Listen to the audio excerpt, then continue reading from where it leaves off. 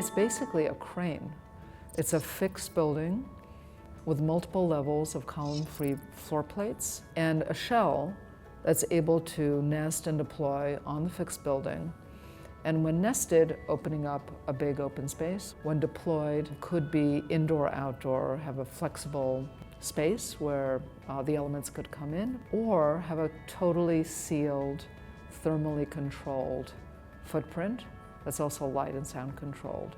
That area had been designated as a potential site for the Olympics bid that New York did not get in the end. It went to London. But in a true American spirit, I guess, rather than see that as a defeat, they saw that as an opportunity.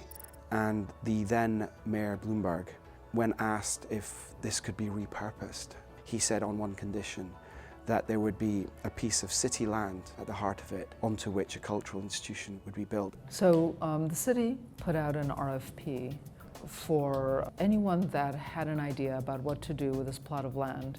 And we responded to this RFP, myself and David Rockwell. So Liz is really, really experienced in the visual arts practice. David is a Tony Award-winning theatre designer. Because we had those two architects who had always cared about the arts from the start, we were able to slide in to what they were doing and I think relatively effortlessly align the vision, which was about commissioning artists across all art forms and make this a home for them. We talked to artists and leaders of cultural institutions in New York and around the world about what are the trends that might be affecting cultural institutions. And the one thing that everybody kept coming back to is that the internet and the capacity it gives for people to collaborate across disciplines is fundamentally beginning to alter the cultural ecosystem. And that what we're beginning to see is artists working across discipline, producing work that didn't fit neatly into traditional institutions. New York doesn't have a place where all the arts can come together under one roof. And I'm not just talking about separately under one roof, because we have multiple disciplines at MoMA, for example, under one roof. But I'm talking about collaboratively working together with crossover work. There's nothing that says that artists need to be constricted into gallery spaces. They could use the whole building. The building is a tool. The expandability allows the shed to be able to mount extra large installations, theatrical events, performances of all kinds. But if that space isn't needed, you could just simply park it on the fixed building and open up an outdoor space for the public. In this way, it's actually very economical and very conscious about its own energy and not being wasteful. And by the way, the opening of the shed is the horsepower of one Prius engine.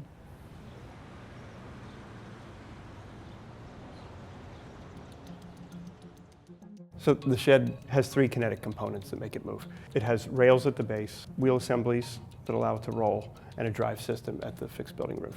Starting with the rails, there's 273 feet of continuous rail along here. They were brought to the site in 72-foot pieces and thermite welded on site. The wheels, on each side there are two sets of single bogies. On the eastern end of the building, there's a double bogie. It has an axle, like you'd find in a car or a truck, and then the wheels on either side of it sort of spin loose around a set of bearings that are mounted onto the axle. It's the levelness of the rails and the freedom that those bearings offer for movement that allow the kinetic system on the top of the building to drive the 8 million pound shed with just 180 horsepower. One of the unique aspects about the shed's diagrid is the facade system. The facade is made of ETFE. It's ethylene tetrafluoroethylene. It's a Teflon-based polymer that is fabricated similar to a sail, where they have sail makers cut the patterns, weld seams, and they bring them to the site rolled up. They attach them to the steel frame, and then they inflate the various layers. It can span as long as you can fabricate it, and it can resist tremendous wind loads. It's very resilient, where something rigid like glass or fixed panels wouldn't be. So whatever torsion the shed finds when it stops and starts is easily absorbed by this pneumatic cushion. If you compared it to glass, not only is the material itself 1/100th the weight of glass, but it doesn't require any of the backup structure that you would typically see. I would say we probably saved 30% of the weight of the shed through the use of the ETFE. This geometry is It's very straightforward when you think about the load imposed on it, right? The gravity loads, there are vertical columns that all go back to those the wheel assemblies. So the vertical structures handling that. Wind loads coming from, we'll call it the east or west, these diagonals are taking those loads and making the frame rigid.